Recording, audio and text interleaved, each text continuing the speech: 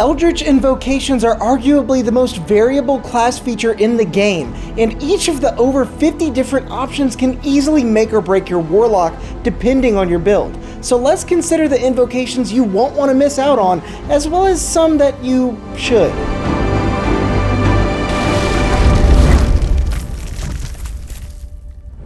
As soon as you make second level as a Warlock, you'll acquire 2 Eldritch Invocations that can completely change the way that you play your character. Many would even argue that these invocations are the best part of playing a Warlock, and not the packed boons or the spell slots that come back on a short rest. I'll let you form your own opinion as we go along, but it is a fact that your Warlock will learn as many as 8 invocations at level 18, or possibly 9 if you choose to take the Eldritch Adept feat somewhere along the way. Now, if you'd like some more information on how this might play into the base class itself, be sure to check out my Warlock class guide here. As far as ground rules for invocations, you should know that you aren't meant to take them any more than once, and they're pretty much all worded in such a way that you wouldn't gain any benefit from doing so anyway. Additionally, each time you gain a level in the Warlock class, you can swap out one of your known invocations with another, making it possible to pivot your strategy if something isn't working to your liking. Many of these invocations will carry with them any number of requirements that must be met before taking them as well, so to avoid pointing out the level requirements every time, I'll go over them in order.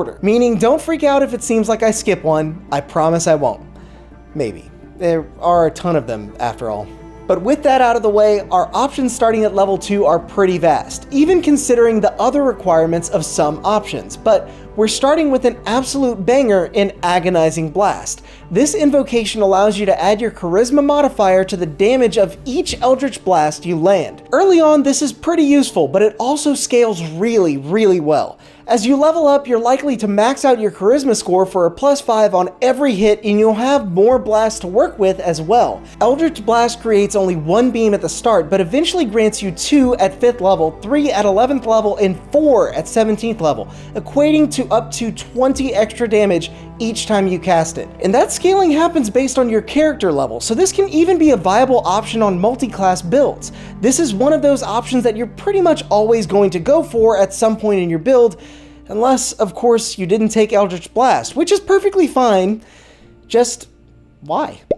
Next, Armor of Shadows can be a great addition to your Warlock by allowing you to give yourself mage armor at will without expending a spell slot or material components. This is going to be great on just about any Warlock, except maybe the Hexblade that gets proficiency in medium armor and shields. It may not be something you pick up to start out if you have your eye on other options for your first 2 invocations, if you'll be spending a good bit of time in the back of the party, or if you're multi-classing Warlock and have access to better AC or more spell slots for a casting of mage armor through something else. Aspect of the Moon will allow you to go without sleep and will make you impervious to any effects that force you to do so. You will still need to long rest, however, by spending 8 hours resting and doing some sort of light activity, so no generating infinite spell slots with a sorcerer multi-class like I detailed in that class guide, even though you can still do it via other methods. Also, although this invocation has no level requirement, it might as well, since it does require you to have the Pact of the Tome feature, which you can't get until level 3. Though you won't gain more invocations at this point, you could swap one of the ones out you already know for it, and I'm just not sure that you'd want to do that since its mechanical benefit is pretty limited. Beast Speech allows you to cast Speak with Animals at will without using a spell slot, but will probably not be something you go for unless you have some really niche use case for it. It's just probably better to leave this stuff to the party druid or ranger. Beguiling Influence nets you proficiency in the deception and persuasion skills, which can be really nice if you don't already have access to proficiency in those skills and your DM likes running social encounters. However, once again, this may not be the best choice for your first 2 invocations. Book of Ancient Secrets, however, is definitely worth a pickup. It is another invocation requiring the Pact of the Tome feature, but will allow your Warlock to cast ritual spells, which they can't do otherwise. In addition, you'll be able to choose any 2 first level ritual spells on other class spell lists as additional spells you know. You'll only be able to cast those spells as rituals, but you can also add other ritual spells to your spells known as you find them written from other sources, so long as the spell's level is equal to half your Warlock level, rounded up. This process will take 2 hours and 50 gold pieces for each level of the spell, but it can be extremely useful. Just think about it. You're freeing up your limited spell slots by casting spells like Find Familiar, Identify, Detect Magic, and Unseen Servant, and gaining the upside for more options later without multiclassing. If you've just taken the Pact of the Tome at 3rd level, you really should also be taking this one. Moving on, we have Devil's Sight, and you've probably heard of this one. This is the invocation that allows you to see normally in both non-magical and magical darkness out to 120 feet. There are a couple of things to point out here. Firstly, being able to see normally in darkness is definitely better than something like dark vision, since you'll be able to discern color, whereas dark vision only grants you shades of gray. But obviously that's just the tip of the iceberg. There are also a number of uses for this one involving the ability to see within your own magical darkness, giving yourself advantage on attacks and imposing disadvantage on attacks against you. Regardless of how practical this might be in a party setting with allies that can't see in the dark, it's pretty useful. It may not be something that you're going to take every single time, but you should always at least consider it. Next, Eldritch Mind will give you advantage on your concentration saves and is generally never bad to have online, especially if you're planning to use a lot of concentration-based spells, which Warlocks often do. However, you may want to consider just taking the Warcaster feat instead if you can. Eldritch Sight will allow you to cast Detect Magic at will without using a spell slot, so you can basically always just see magic, and you'll be able to case out magical traps and items with ease. This might not be the best option on the list, but it's really cool and certainly inspires a few ideas for flavor in my mind. Eldritch Spear simply increases the range of your Eldritch Blast to 300 feet, and that's not to understate how absolutely amazing this can be. You can do some really fun stuff with this and other abilities like the Spell Sniper feat, but many DMs might make the argument that you need better vision to see exactly what you're attacking at that distance. This is a really fun one if you're building around it specifically, but generally there are better options out there. Eyes of the Runekeeper will allow you to read all writing. Period. Obviously, this is going to be more useful in some campaigns and situations than others, and many may argue it's worth as an invocation as a result of that variable. But if you think that you may want it and have nothing else that you'd need, I'd certainly consider taking it. Fiendish Vigor allows you to cast the False Life spell on yourself at will at 1st level without using a spell slot or material components, and this one can be pretty great, especially at low levels if you're smart about consistently using it in between combat by spamming the ability for the maximum 8 temporary hit points that False Life can grant you, but you may want to swap it out for something better later since it doesn't really scale with you. Next, Gaze of Two Minds will essentially allow you to perceive through the eyes of another willing humanoid that you can touch. While doing this, you must remain focused on it using your action on subsequent turns to maintain the connection. And you are blinded and deafened to your own surroundings. While this could have some very niche use cases, most will find just as much success, if not more, using the Find Familiar spell. It's a cool idea, but not always a go-to for me. Gift of the Ever-Living Ones will require that you take the Pact of the Chain feature, but will allow you to regain max hit points when you're subjected to a healing effect and your familiar is within 100 feet of you. And this ability will work with potions, healing spells, and even your own hit die. Obviously, this is going to be good with certain builds like a Frontliner Warlock multiclass or Celestial Warlock specifically, but it's definitely not something I would consider as necessary. Grasp of Hadar is one a lot of Warlock veterans will recognize as an option for some really cheesy damage. This invocation allows you to move a creature 10 feet closer to you in a straight line once on each of your turns when you hit them with an Eldritch Blast. This can work well to slow down an escaping enemy, pull a target into some harmful terrain or off of a cliff, or even pull a target 10 feet into the air for some extra fall damage. This isn't one that I'd take every time, but there are some builds that would enjoy having it, and really, forced movement with no save is rarely a bad move. Improved Pact Weapon will obviously require that you take the Pact of the Blade, but will allow you to use your Pact Weapon as a spellcasting focus and add a +1 to the attack and damage rolls of that weapon if it doesn't already have a bonus to those rolls. use. It even adds the short bow, long bow, light crossbow, and heavy crossbow to the list of weapons you can use as your pact weapon. If you took Pact of the Blade, you're taking this invocation at some point. It's way too good not to, even if you eventually end up swapping it for something else down the line. Investment of the Chainmaster will require you taking Pact of the Chain and will more or less power up the familiar that you summon with the Find Familiar spell by giving it either a flying or swimming speed of 40 feet, allowing you to command it to attack with just a bonus action, making the familiar's attacks magical, allowing it to use your spell save DC for saving throws that it forces, and allowing you to grant it resistance against an instance of damage that it takes using your reaction. This is a fairly new one, but it's definitely one that I'd recommend you take if you're able, since it'll go a long way in buffing your familiar in most ways that you might use it, and it even gives you something to do with your bonus action, which is sometimes wasted on warlocks. Lance of Lethargy works in much the same way as Grasp of Hadar, except that it reduces a creature's speed by 10 feet on a hit with your Eldritch Blast once per each of your turns. This effect lasts until the end of your next turn and can go a long way in keeping an enemy within harmful AoE spell effects or keeping them from getting in close to you. It's good to have, but not something I'll always take. Mask of Many Faces will allow your warlock to cast Disguise Self at will without expending a spell slot and can be incredibly potent if you're a creative player with a strong social game. After all, Charisma will be your highest stat, and Deception is something your warlock is likely to be proficient in. Similarly, Misty Visions is incredible for creative players. This invocation will allow you to cast Silent Image at will without expending a spell slot or material components. This is probably one of the most slept on invocations for newcomers to the class. Use it to make a fake fire and scare enemies into a position favorable to you. Hide yourself and your allies behind a false wall to cover your escape, and add your name to a guest list for a fancy party. The list goes on and on. And even in combat, if a creature wants to see through your deceptive illusion, they'll need to succeed on an investigation check as an action against your spell save DC. So in the worst case, their action is forfeit and you've stalled them long enough for your party to do whatever they need to do. Seriously, if you want to have a good time, you should be taking this one every time. Rebuke of the Talisman will naturally require you to take the Pact of the Talisman feature, and will allow you to use your reaction to dish out your proficiency bonus in psychic damage when the wearer of your talisman is hit by an attacker that you can see within 30 feet. After this, the attacker will be pushed up to 10 feet away from the wearer. Since there's no real limit to the number of uses you have on this, it works as a good get-off-me option for you or another squishy member of your party. Finally, we come to one of my favorites in Repelling Blast, which allows you to push a creature up to 10 feet away from you when you hit them with your Eldritch Blast. At first glance, this might seem similar to Grasp of Hadar with the forced movement mechanic. However, this effect can trigger each time you land an Eldritch Blast. That's right, you can push enemies up to 40 feet away with no save against the effect.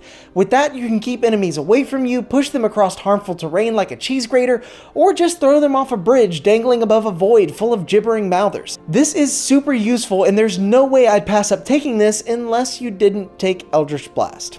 If you're really smart about it, you can even couple this with Grasp of Hadar for some really interesting combos. I'm sure I'll cover this in a future build video, or maybe some of you will show off what I'm talking about in the comments. Next, Thief of Five Fates will allow you to cast Bane once per long rest using a Warlock spell slot. And don't get me wrong, Bane is a crazy good spell. However, taking an invocation to get it and requiring you to use a spell slot makes it not so worth it for me. At least not with so many other great options available to you. Voice of the Chainmaster will allow you to communicate telepathically with, perceive through the senses of, and speak through the voice of your familiar so long as you're on the same plane of existence. So this will basically allow you to extend the range of your usual Find Familiar abilities, along with a nifty voiceover telepathy feature that could be used for social encounters too. There's no doubt here, it's niche. It could be just what you need in some situations, but definitely not something I'd imagine using often. So those are all the invocations currently out there without a level requirement. Feeling overwhelmed yet? Maybe you should take a break to like the video and subscribe to the channel if you're finding all this helpful so far. Thanks. Now let's move on to all the invocations that do have a Warlock level requirement, starting with the ones you get access to at 5th level, just in time for you to learn a new invocation. Cloak of Flies allows you to surround yourself with a magical aura as a bonus action that gives you advantage on intimidation checks, but disadvantage on all other charisma checks. Additionally, any other creature that begins its turn in the aura takes your charisma modifier in poison damage. This effect lasts until you dismiss it as a bonus action and can only be used used once per short rest, but I'm not sure this is something that you'd want on most Warlocks. If you're going to be a frontliner via Hexblade or some other multi-class, this could be good. It could even be flavorful as an undead Warlock, but most of the time there's just bound to be something better out there. Next, Eldritch Smite allows you to expend a Warlock spell slot to deal 1d8 of additional force damage once per turn when you hit a creature with your packed weapon. As you can imagine, it does require you taking the Pact of the Blade, but it also knocks the target prone if it's huge or smaller and deals another 1d8 force damage per level of this spell slot. This can be pretty damn potent, especially since you can cherry pick its use depending on when you land crits, and it's also a really nice way to give your melee attacks advantage after knocking a creature prone. But as a Warlock, you'll already be pretty low on spell slots. This can be a fantastic pickup, but you're not going to be using it every single round.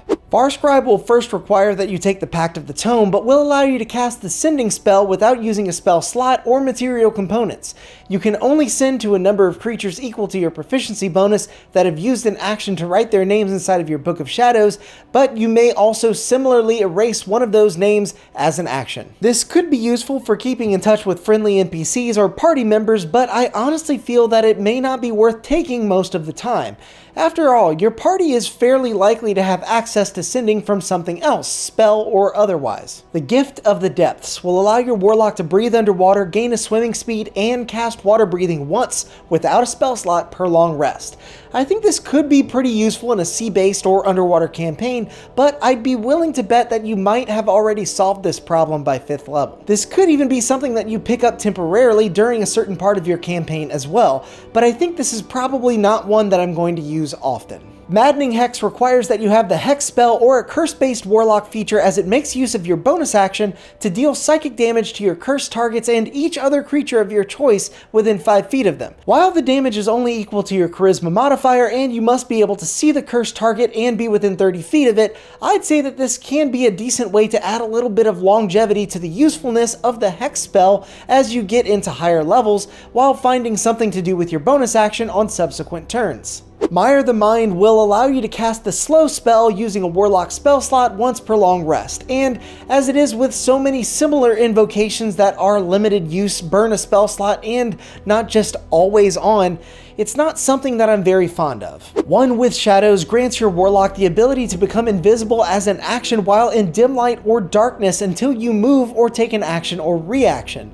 Honestly, there's some use case for this feature if you're largely concentrating on spells in the back of the party, but it's probably just not enough to warrant taking this as an invocation. Sign of Ill Omen allows you to cast Bestow Curse using a Warlock spell slot once per long rest. Once again, I wouldn't really recommend taking an invocation and burning a spell slot just for a chance of this working. If the creature you try to curse makes the save, it's gonna feel like a massive letdown. Thirsting Blade is going to be pretty much a must-have for Pact of the Blade Warlocks that can take it, as it allows you to attack twice with your packed weapon when you take the attack action on your turn, unless of course you already have the extra attack feature from something else. Tomb of Levistus encases your Warlock in ice as a reaction to taking damage and grants you 10 temporary hit points per Warlock level that soak up as much of the triggering damage as possible. This effect lasts until the end of your next turn, but isn't all sunshine and rainbows. You'll also gain vulnerability to fire damage, have your speed reduced to 0, and become incapacitated until the end of your next turn. To top it all off, you can only use this feature once per short rest. This could be a good defense against some massive attacking power, but it'll force you to drop concentration and most often just delay the inevitable. And speaking of inevitable, Undying Servitude allows you to cast Animate Dead once per long rest, but we've got loads more invocations to cover, so let's not dwell too long on this as we move into the ones available beginning at 7th level. And we're starting off with another similar invocation in Bewitching Whispers, which allows you to cast Compulsion once per long rest using a Warlock spell slot. Probably not taking this one unless I have a very specific use for it. Dreadful Word does the same thing with the Confusion spell, and I feel pretty much the same about it. Finally, Ghostly Gaze gives us something different and essentially allows you to see through solid objects within 30 feet of you and gives you dark vision within that range if you don't already have it.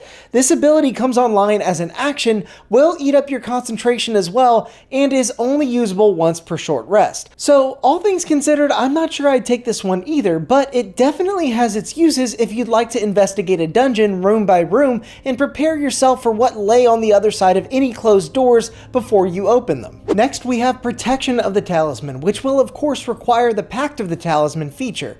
Using this invocation, the wearer of the talisman can add a d4 to a failed saving throw a number of times equal to your proficiency bonus per long rest. I feel that this is probably another one of those invocations you're likely to grab if you have the Pact of the Talisman, since it essentially extends the normal use case of that pact boon to cover saving throws as well as the usual ability checks. And having that d4 on any saving throw that you fail can really come in clutch against enemy spells, abilities, and even concentration saves. Relentless Hex works atop the Hex spell or Warlock curse abilities similar to the Maddening Hex invocation, but this one instead allows you to teleport as a bonus action up to 30 feet to be within 5 feet of your cursed target that you can see. And there are some uses for this if you're chasing down enemies or need to curse an ally or a familiar for some reason in order to teleport to them. However, I'd say that Maddening Hex is actually a better pick overall if you're choosing between them, and there are better other non-invocation options that offer similar results for chasing down enemies or teleporting to where you need to as a bonus action. Sculptor of Flesh allows you to cast Polymorph using a Warlock spell slot once per long rest and is one of the few options of its kind that I'd actually consider taking. Polymorph itself is extremely versatile and can help you out both defensively and offensively if you're in a pinch. It's not something I'd take every time, but it's definitely worth a glance. Next, Trickster's Escape allows you to cast Freedom of Movement on yourself once per long rest without using a spell slot. That difference alone makes me feel that this is a worthwhile consideration, and you never know when you might need to escape capture or run through your own difficult terrain for the perfect position. Now we move on to Ascendant Step, our first of the 9th level invocations, which allows you to cast Levitate on yourself at will without expending a spell slot or material components. The Levitate spell can be pretty useful on its own, but a lot of that usability disappears when you're forced to cast it on yourself. By 9th level, you'll probably have some kind of access to flight if you really need it, so I'm not sure that burning an invocation on Levitate is the right call. Gift of the Protectors essentially allows you to keep certain creatures safe by having them drop to 1 hit point when they would have been dropped to 0 but not outright killed.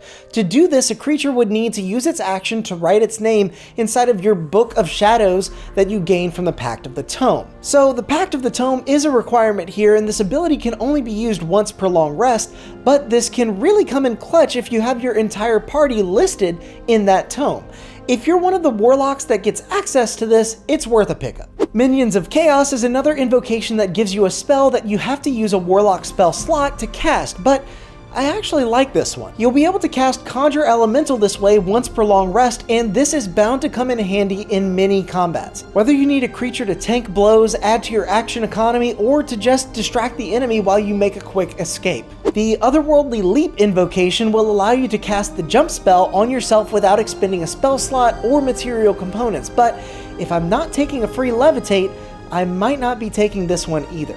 And similarly, Whispers of the Grave will allow our Warlock to cast Speak with Dead at will without using a spell slot. This ability, however, is inherently useful if you remember to use it and your DM is willing to play along and divulge the information you're after from any foes you may have just slain. Bond of the Talisman comes in as our first of the 12th level invocations, and it does require that you take the Pact of the Talisman feature, but it allows you or the wearer of your talisman to teleport to the other as an action so long as you're on the same plane of existence. And you can do this a number of times equal to your proficiency bonus per long rest. Obviously, this isn't going to work out if you're the one wearing the talisman, but this does have its uses if you know that you might need to make a quick escape of a situation and want to throw this on Dobby, the adopted goblin party mascot who might be waiting multiple miles away for you to teleport to them.